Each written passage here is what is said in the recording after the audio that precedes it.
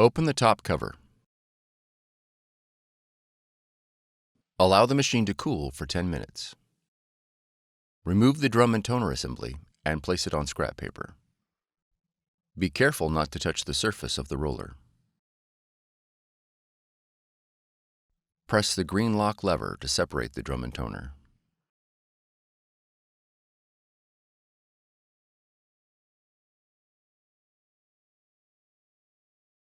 Remove the replacement toner from the packaging. Remove the orange protective guard. Insert the toner into the drum module. Listen for the lever to click.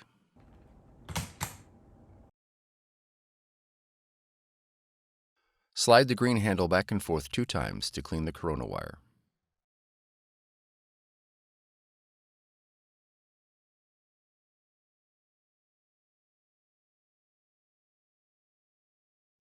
Reinstall the drum and toner unit into the machine.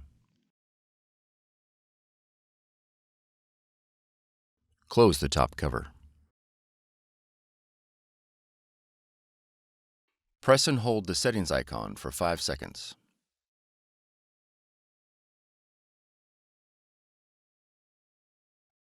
Select the drum option. Press the down arrow repeatedly until the drum that was replaced is displayed on the screen. Select the drum that was replaced from the option list. Press Yes.